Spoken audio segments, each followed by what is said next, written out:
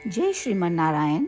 जो टिप्पणी मैं देने जा रही हूँ वह रामानुज दास श्रीमन गट्टू वेणुगोपालन स्वामी द्वारा दी गई है।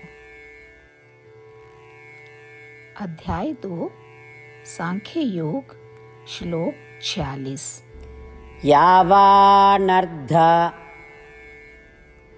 उदपाने सर्वतः संप्लुतोदके तावान् सर्वेषु वेदेषु ब्राह्मणस्य विजानतः। ओम।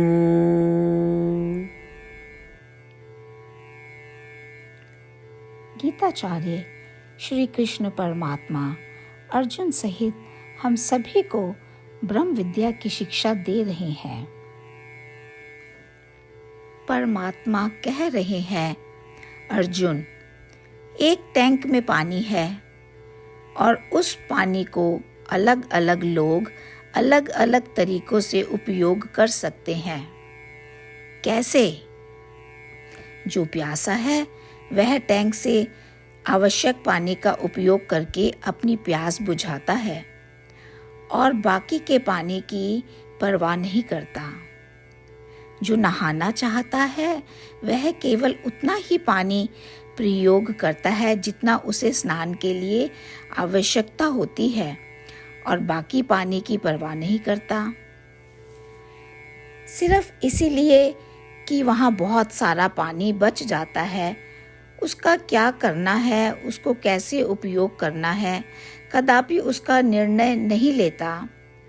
अर्थात जितना पानी उसको आवश्यकता के अनुसार चाहिए, टैंक में से उतना ही उपयोग करता है।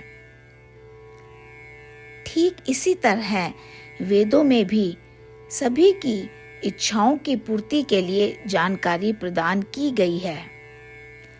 भले ही वेदों में सब सूचीबद्ध है, अर्थात वेदों में पूर्ण ज्ञान है, परंतु आपको वह सब समझने की आवश्यकता नहीं है। आपको केवल वही समझना चाहिए जो आपके लिए आवश्यक है। अभी आप अपने ज्ञान को केवल आत्मज्ञान में बढ़ाना चाहते हैं और आपको वेदों पर भी विश्वास है और दृढ़ विश्वास है। क्योंकि आप आत्मा पर ज्ञान चाहते हैं तो आपको केवल और केवल वेदों में बताए गए ऐसे सूचीबद्ध वैदिक कर्मों को स्वीकार करना चाहिए जो आत्मा का ज्ञान दें और अन्य वर्गों के प्रति उदासीन रहना चाहिए। परंतु अन्य वर्गों का कभी भी उपेक्षा और अनादर नहीं करना चाहिए, क्योंकि उन अन्य वर्गों की आपके लिए आवश्यकता नहीं है, इसलिए आप उनके प्रति उदासीन रहेंगे। इस तरह आप वेदों में उन वर्गों को स्वीकार करेंगे जिनकी आपको आवश्यकता है और अपने सात्विक गुणों को बढ़ाएं और आत्मा पर अपने ज्ञान का पोषण करते रहें। इस तरह भगवान हम सभी को केवल उपयोगी वैदिक या उनके द्वारा दिए गए किसी भी शब्द को स्वीकार करके आत्मा पर ज्ञान बढ़ाने के लिए प्रोत्साहित कर रहे थे। इस श्लोक के माध्यम से हमें जो संदेश और पाठ समझना और अभ्यास करना चाहिए वह यह है कि वेद में सभी प्रकार के कर्मों का उल्लेख किया गया है। हमें ऐसा आभास हो सकता है कि जब वेदों में इन सब का उल्लेख किया गया है तो क्यों नहीं इन सब गतिविधियों को करना चाहिए। लेकिन हमें इन विचारों को अपने मन में नहीं आने देना चाहिए। हम सभी को अपने सात्विक गुणों को बढ़ाते रहने का प्रयास करना चाहिए।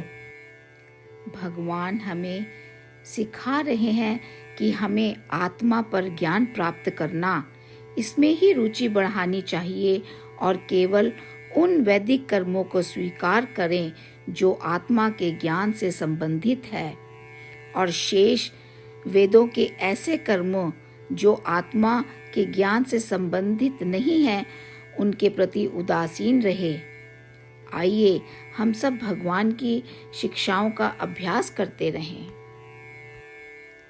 श्रीमद् भगवद गीता का संपूर्ण सार श्री कृष्ण परमात्मा द्वारा अध्याय 18 के श्लोक 65 से 70 में 8 कार्य करने के लिए दिया गया है। श्री कृष्ण कहते हैं, मैं उन लोगों से प्रेम करता हूँ जो इन 8 बातों का पालन करते हैं।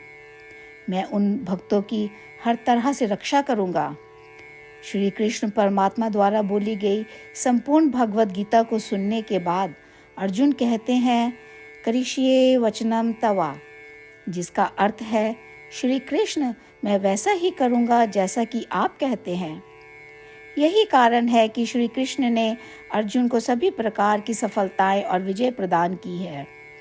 आइए हम परमात्मा को अपना वचन दें कि हम इन 8 कार्यों का पालन करेंगे।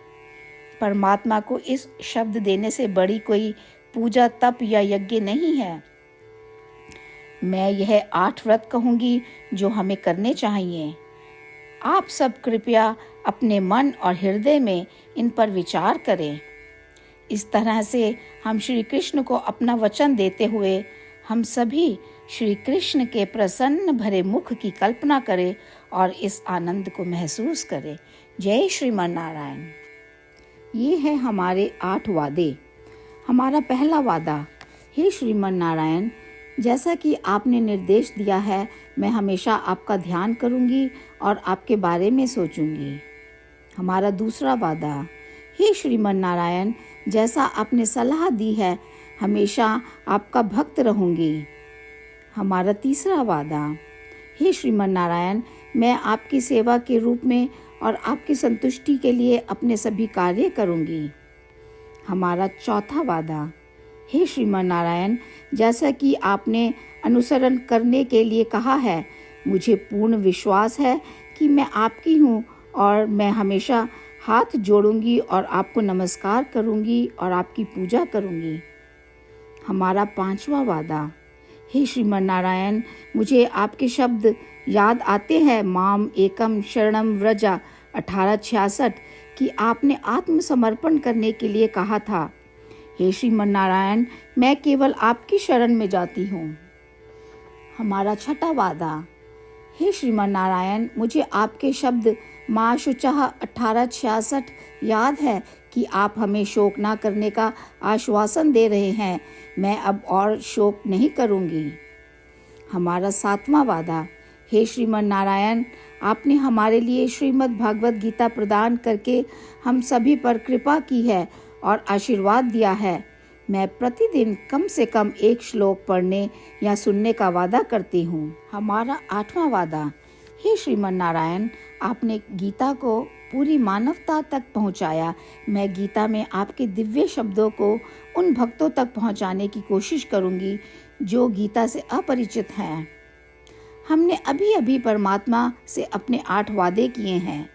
श्रीमान नारायण को हर दिन यह वचन देना कि हम वही करेंगे जो वे स्वयं कहते हैं, अपने आप में एक महान पूजा है। आइए हम अपने अडिग विश्वास के साथ उन्हें अपना वादा दें।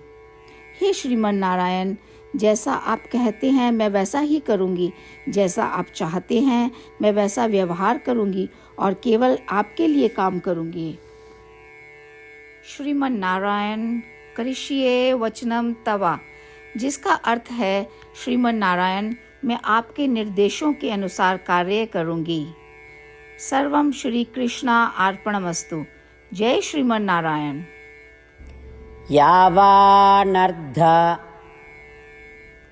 उदपाने सर्वतः संप्लुतोदके तावान् सर्वेषु वेदेषु ब्राह्मणस्य विजानतः। ॐ यावानर्धवुदपाने सर्वतः सम्प्लुतोदके तावान् सर्वेषु वेदेषु ब्राह्मणस्य विजानतः।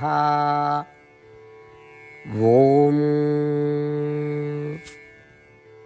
श्रीमन्नारायण करिष्ये वचनं तव। सर्वं श्रीकृष्णार्पणमस्तु। जय श्रीमन्नारायण।